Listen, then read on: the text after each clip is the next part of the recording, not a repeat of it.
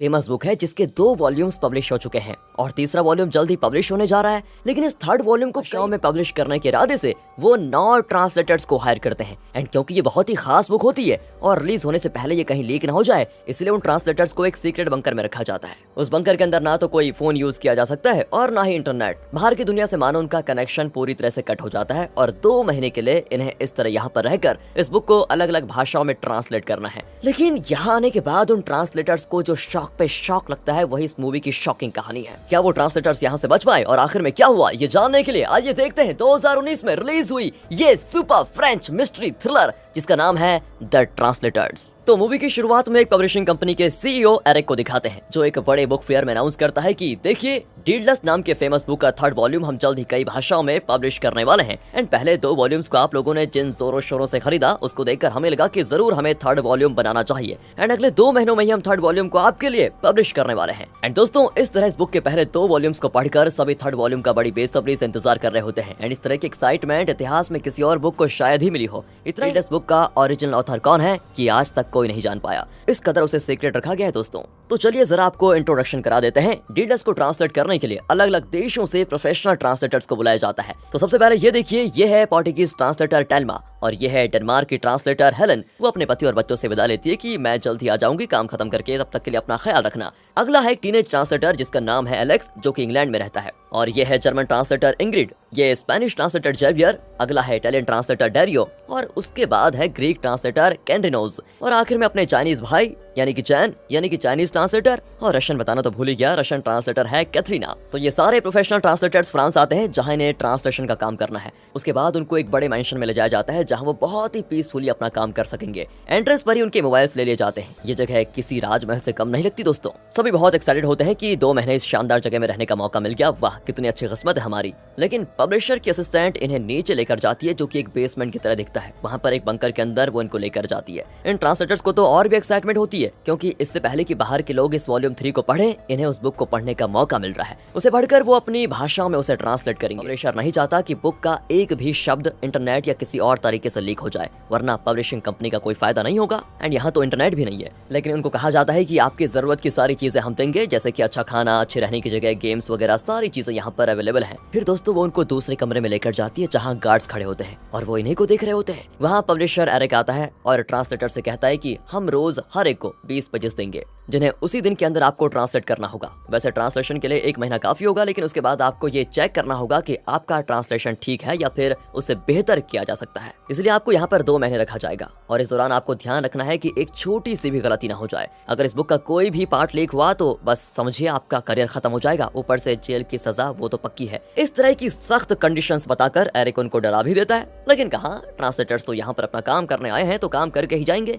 उनका कोई गलत इरादा नहीं होता और वो तुरंत अपने काम पे लग जाते हैं। कैथरीना तो बुक का पढ़कर इतनी इमोशनल हो जाती है कि उसकी आंखों से आंसू निकल आते हैं। इतना अच्छा होता है इस बुक का नरेशन स्टाइल। सभी अपनी अपनी भाषा में पहले 20 पेजेस ट्रांसलेट कर लेते हैं। तभी वहाँ पर एरिक एक सूटकेस लेकर आता है जिसके अंदर बुक का ओरिजिनल स्क्रिप्ट है। उसके अलावा कुछ देशों के फ्लैग्स के साथ पेन ड्राइव्स होते हैं। एक को निकालकर वो कंप्यूटर से कनेक्ट करके निकाल देता है। तब डेरियो कहता है कि मुझे इस बुक के ऑथर से मिलना है। एरिक भी कहता है कि ऑथर का नाम है ऑस्कर, लेकिन वो कहाँ है, औरत है या आदमी, इसके बारे में कोई पता नहीं लगा सकता। तब एलेक्स कहता है कि अरे हम उनकी बुक ट्रांसलेट कर रहे हैं तो हमें उनसे मिलवाने में क्या अर्ज है। एरिक कहता है कि ऑस्कर अपनी आइडेंटिटी रिवील नहीं करना चाहता और किसी से मिलना भी नहीं चाहता, इसलिए इस बात को तो छोड़ दो कि उनसे मिलना है। अगले सीन में दोस्तों आ जाइए, कैथरीना एरिक के कमरे में वेट कर रही होती है। शायद लगता है कुछ पूछने आई हुई है, लेकिन एरिक तो दूसरे कमरे में फोन पर बात कर रहा होता है। इसी बीच वो चुपके से उस सूटकेस को खोल देती है जिसमें होती है ओरिजिनल स्क्रिप्ट। इतने में वहाँ पर एरिक की आहट सुनकर वो सब कुछ वैसे ही बंद करके चुपचाप बैठ जाती है। एरिक कहता है कि तुमने आज बहुत बढ़िया तरीके से ट्रांसलेट किया है और तुम बहुत ही जल्दी काम भी करती हो। असल में दोस्तों वो कैथरीना को इम्प्रेस करना चाहता है। कैथरीना भी इम्प्रेस होने की एक्टिंग करने लग जाती है। कट करके यहाँ से कुछ महीने पहले का फ्लैशबैक दिखाते हैं जब एरिक सिटी से दूर एक पुराने बुक शॉप में जाता है। वहाँ वो एक बुजुर्ग से मिलता है जिसका नाम है जॉर्ज। एरिक कहता है आपने बुक्स लिखकर जो पैसे कमाए हैं उससे तो पूरी दुनिया को खरीदा जा सकता है। जॉर्ज भी हंसकर कहता है कि हाँ, अब डीडलेस का ये 3रा वॉल्यूम भी लिख लूंगा तो फिर मैं लिखना बंद कर दूंगा। एंड इनकी बातों से तो ये लगता है कि डीडलेस का ओरिजिनल ऑथर जॉर्ज ही है। खैर आगे देखते हैं क्या होता है। अब आ जाइए प्रेजेंट में। प्रेजेंट में बंकर के अंदर देखते हैं जहाँ पर ट्रांसलेटर्स अपना काम भी करते हैं और एंटरटेनमेंट भी बहुत ज्यादा हो जाता है उनके लिए। बहुत मजे करते हैं वो सभी, बहुत बढ़िया तरीके से ट्रांसलेट भी करते हैं और फ्री टाइम में पार्टी, ड्रिंक्स, गेम्स वगैरह बहुत मजा लूटते हैं। लेकिन तब शुरू होती है एक प्रॉब्लम। एरिक को आता है एक मैसेज जिसको देखकर उसके गुस्से का ठिकाना नहीं होता। वो तुरंत सारे ट्रांसलेटर्स को बुलाकर उन्हें बुरी तरह डांटता है। दरअसल डीडलस के वॉल्यूम 3 के 10 पेजेस इंटरनेट पर पब्लिश हो चुके थे और जिसने भी ये मैसेज किया था वो डिमांड कर रहा था कि मुझे 5 मिलियन यूरोस दे दो, वरना मैं बुक के अगले 100 पेजेस एक ही दिन में पब्लिश कर दूंगा। अब एरिक गुस्से में कहता है कि तुम्हारे अलावा किसी ने बुक का ओरिजिनल स्क्रिप्ट नहीं देखा और मुझे पता है कि तुम में से किसी एक ने इसे लीक किया है। चुपचाप बता दो किसका काम है वो। अब दोस्तों इतनी सीरियस बात हो रही थी कि तभी एक ट्रांसलेटर हंस पड़ता है कि अब बताओ, ये बुक तो लीक हो चुकी है, मतलब इसे अब कोई नहीं खरीदेगा। हो गया ना नुकसान। एरिक को उसको देखकर इतना गुस्सा आता है ना कि वो अपने गार्ड से कहकर उस ट्रांसलेटर को पीटने लग जाता है। तब जाकर बाकी ट्रांसलेटर्स घबरा जाते हैं कि ये लोग तो हाथ उठा रहे हैं हम पर। एरिक सबको धमकाता है कि अगर किसी ने अपनी गलती नहीं मानी तो सजा सबको मिलेगी, कहकर वो चला जाता है। उसके बाद गार्ड्स हर एक कमरा चेक करते हैं और सारी चीजें इधर से उधर कर देते हैं। कुछ ट्रांसलेटर्स के साथ वो वायलेंट भी हो जाते हैं एंड जब वो हेलन के कमरे में चेक करते हैं तो तकिए के नीचे एक स्क्रिप्ट होता है। फिर वो उसको एरिक के हवाले कर देते हैं। एरिक पूछता है ये क्या है। हेलन बताती है कि ये तो मेरा अपना नोवेल है जिसे मैं 8 साल से लिख रही हूँ। वो कहती है कि राइटिंग मेरा पैशन है, लेकिन शादी के बाद बच्चे होते रहे और मैं इस पर फोकस नहीं कर पाई। एक पल के लिए भी मैं आराम से लिख नहीं पाती थी, इसलिए मैंने सोचा कि यहाँ डीडलस को ट्रांसलेट करके जब मुझे वक्त मिलेगा तो मैं चैन से इसको लिख पाऊंगी। लेकिन एरिक उसको पढ़कर कहता है ये तो बहुत ही लो क्वालिटी की राइटिंग है, इसमें वक्त बर्बाद करने के बजाय तुम्हें हमारी बुक पर ध्यान देना चाहिए, लेकिन हाँ तुम्हें सजा तो जरूर मिलेगी, कहकर वो उन सारे पेजेस को आग में डाल देता है। हेलन बर्दाश्त नहीं कर पाती कि उसकी 8 साल की मेहनत गई। एंड अब अगले सीन में सारे ट्रांसलेटर्स डिस्कस करते हैं कि हम सभी प्रोफेशनल ट्रांसलेटर्स हैं, ऐसे में कौन पेजेस को लीक कर सकता है, कुछ समझ में नहीं आ रहा। शैन कहता है कि जरूर किसी ने अपना फोन यहाँ पर छुपा रखा होगा, उसी के जरिए ये लीक हुआ है। अब सब एक ट्रांसलेटर को देखने लग जाते हैं जिसके हाथ पर पट्टी बंधी हुई है। वो भी कहता है कि अरे मुझे ऐसा क्यों देख रहे हैं सब, यहाँ आने से पहले मेरा एक्सीडेंट हुआ था जिस वजह से मुझे पट्टी लगी है। पर दोस्तों कोई उस पर विश्वास नहीं करता और जबरदस्ती उसकी पट्टी खोलने लग जाते हैं। सोचते हैं कि कहीं इसके अंदर इसने मोबाइल तो नहीं छुपा के रखा हुआ है, लेकिन यार उसमें सच में चोट लगी होती है, कोई मोबाइल नहीं होता उसके पास। यहाँ पर एलेक्स परेशान हो जाता है क्योंकि गार्ड्स ने उसके कमरे का बुरा हाल करके रखा था। तब कैथरीना वहाँ पर आती है। वो कहती है मुझे तुम पर शक है, तुम पक्का कुछ गड़बड़ कर रहे हो, तुम असल में एक प्रोफेशनल ट्रांसलेटर हो ही नहीं, तुमने ही उन पेजेस को लीक किया होगा। एंड तब एलेक्स एक सच रिवील करता है कि हाँ मैं एक प्रोफेशनल ट्रांसलेटर नहीं हूँ बल्कि डीडलस बुक का बहुत बड़ा फैन हूँ। जब डीडलस के पहले 2 वॉल्यूम्स रिलीज हुए तो उसने दोनों बुक्स पढ़े, लेकिन उसे उनका इंग्लिश ट्रांसलेशन उतना खास नहीं लगा, इसलिए उसने अपने आप दोबारा इंग्लिश ट्रांसलेशन किया जो प्रोफेशनल इंग्लिश ट्रांसलेशन से काफी अच्छा था और लोग उसे बहुत पसंद करने लगे। एंड तब एरिक ने एलेक्स की बहुत तारीफ की थी और पूछा कि तुमने इंग्लिश ट्रांसलेशन क्यों किया जबकि ये बुक पहले से इंग्लिश में अवेलेबल थी, वैसे तुम्हारा ट्रांसलेशन भी बढ़िया है। एंड तब एलेक्स ने उसको बताया था कि वो डीडलस ट्रिलॉजी का बहुत हार्ड फैन है और वो कैसे भी करके डीडलस के ऑथर से बस मिलना चाहता है। वो एरिक से कहता है कि मैंने तो तीसरे वॉल्यूम का पहला सेंटेंस भी गैस कर लिया है। एरिक कहता है कि लिख के दिखाओ तुमने क्या गैस किया है। एलेक्स लिखता है तो एरिक तो एकदम चौंक जाता है क्योंकि ये एग्जैक्टली वही लाइंस हैं जो ओरिजिनल ऑथर ने लिखे थे। एरिक पूछता है ये तुमने कैसे गैस कर लिया, हालांकि वॉल्यूम 3 तो रिलीज हुआ ही नहीं। तब एलेक्स बताता है कि पहले 2 वॉल्यूम्स में कई हिडन डिटेल्स हैं, उन्हीं के आधार पर मैं गैस कर पाया कि ऑथर वॉल्यूम 3 को किन लाइंस के साथ शुरू। मैंने इतनी मेहनत इसीलिए की क्योंकि मैं ऑथर से मिलना चाहता हूँ और क्या आप मुझे वॉल्यूम 3 का इंग्लिश ट्रांसलेशन करने का मौका देंगे। उसकी बात से उसके टैलेंट से एरिक बहुत इंप्रेस हो गया था और उसने डीडलस का इंग्लिश ट्रांसलेशन करने के लिए एलेक्स को हायर किया। ओरिजिनल बुक फ्रेंच भाषा में थी। ये सारी बातें एलेक्स कैथरीना को बताता है। यहाँ कैथरीना भी एक बात बताती है कि उसने एरिक के कमरे में उस ओरिजिनल स्क्रिप्ट को देखा। पहले 20 पेजेस पढ़कर मेरी आंखें नम हो गई, उसने कहा। वो कहती है मैं देखना चाहती थी कि अगला पेज कैसा होगा, इसलिए मैंने वो सूटकेस खोल कर देखा, लेकिन तब तक एरिक आ गया, मेरा और कोई इरादा नहीं था वैसे। एंड इस तरह दोस्तों वो अपने हिस्से का सच बता देती है। अगले सीन में दिखाते हैं कि वो ब्लैकमेलर जिसने एरिक को धमकी दी थी कि वो 10 पेजेस पब्लिश करेगा,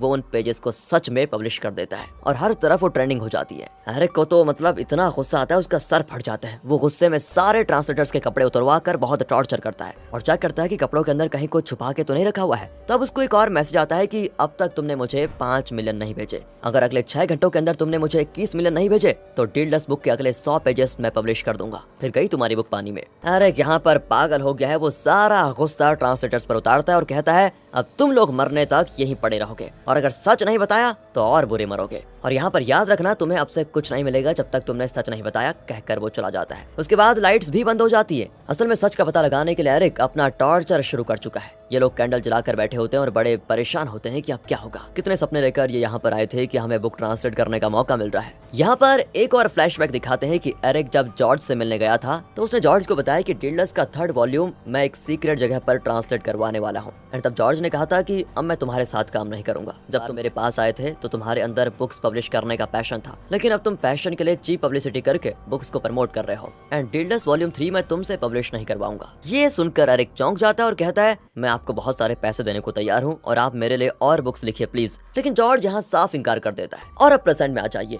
एक ट्रांसलेटर को दिखाते हैं जो चाकू लेकर एरिक का कत्ल करने जाता है, लेकिन अचानक किसी को देखकर वो चौंक जाता है। असल में हेलन ने फांसी लगा ली है। दोस्तों सभी बड़े दुखी होते हैं। एरिक को लगता है कि मैंने इसकी 8 साल की मेहनत से लिखी नोवेल को आग में जला डाला, शायद इसीलिए इसने फांसी लगा ली। लेकिन इस बारे में दोस्तों यहाँ पर कोई और नहीं जानता कि एरिक ने उसके नोवेल को आग लगा दी, इसलिए वो कुछ नहीं कहता। पर वो दूसरों को वार्न करता है कि अगर तुमने भी सच नहीं बताया तो मैं तुम्हारा भी यही हाल करूंगा। इसी बीच एरिक की असिस्टेंट उसे कॉल करती है। असल में एरिक ने उसे एलेक्स के घर भेजा था कि वहां जाकर पता लगाओ कहीं उसके घर में वॉल्यूम 3 के पेजेस तो नहीं है। असिस्टेंट कहती है कि पूरा घर छान मारा सर, पर वहां कुछ नहीं मिला। यहाँ सारे ट्रांसलेटर्स बहुत दुखी होते हैं कि हेलन उनके साथ इतने दिनों से काम कर रही थी, अचानक उसका दी एंड हो गया। इसी बीच एरिक को फिर से एक मैसेज आता है कि मुझे पैसे अब तक नहीं मिले, इसलिए मैं अगले 100 पेजेस पब्लिश करने वाला हूँ और अगर तुमने मुझे 80 मिलियन यूरोस नहीं दिए तो मैं 200 पेजेस पब्लिश कर दूंगा। बस अब यहाँ से एरिक तो साइको ही बन जाता है और गन दिखाकर सबको शूट करने की धमकी देता है। तब एलेक्स कहता है कि मैंने ही किया है ये सब कुछ और किसी को कुछ नहीं पता। एरिक भी उसको पीटने लग जाता है कि मुझे पहले से तुम पर शक था, अब बताओ कि इस लीक को कैसे रोको वरना सभी को मार डालूंगा।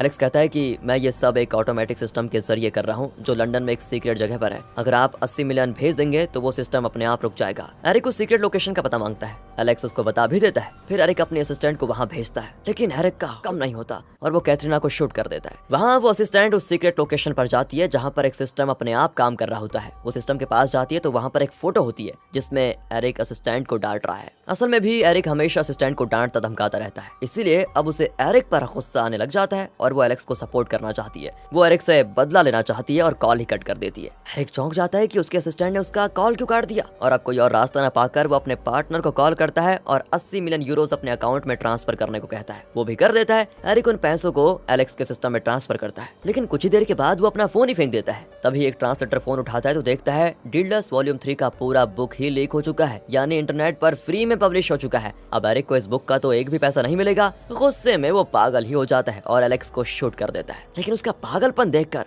उसके खुद के सिक्योरिटी गार्ड्स उस पर गन तान देते हैं। बाकी ट्रांसलेटर्स एलेक्स की मौत से बड़े शॉक हो जाते हैं, लेकिन तब पता चलता है कि एलेक्स की जैकेट के अंदर एक बुक थी जिस पर बुलेट लगा था और उसी की वजह से वो बच गया। बाकी वजह ट्रांसलेटर्स भी जिंदा बच निकलते हैं। एरिक को पुलिस के हवाले कर दिया जाता है। कट करके यहाँ से कैथरीना को दिखाते हैं जो बुलेट लगने की वजह से हॉस्पिटल में होती है। एलेक्स उसके पास बैठा होता है। फिर वो एरिक से मिलने जाता है जो पुलिस कस्टडी में है। एरिक कहता है कि मुझे पहले दिन से शक था तुम पर। जब तुमने कहा था ना कि पहले 2 वॉल्यूम्स को पढ़कर तुमने 3rd वॉल्यूम के पहले सेंटेंस की लाइन गैस कर ली है, झूठ था ना वो सब कुछ। इसका मतलब यह है कि तुम्हें पहले से पता था कि वॉल्यूम 3 में क्या है। बताओ कहाँ से चुराया तुमने ओरिजिनल स्क्रिप्ट को। और तब एलेक्स उसके बहुत करीब आता है और उसके शर्ट पर जो माइक लगा होता है उसे कवर करके कहता है डिल्डस बुक का ओरिजिनल ऑथर मैं ही हूँ समझे, और मेरा ही नाम है ऑस्कर। ओहो, ये पहाड़ जितना बड़ा ट्विस्ट सुनकर एरिक तो फ्रीज हो जाता है। और फिर फ्लैशबैक में दिखाते हैं कि जब एलेक्स छोटा था तो वो जॉर्ज के बुक शॉप में अक्सर आता था। उसके पेरेंट्स का डाइवोर्स हो गया था और वो बहुत ही अकेला पड़ गया था, इसलिए वो अक्सर जॉर्ज से मिलने जाता था और वहाँ के बुक्स पढ़ता था। उसे बुक से धीरे धीरे प्यार होने लग गया।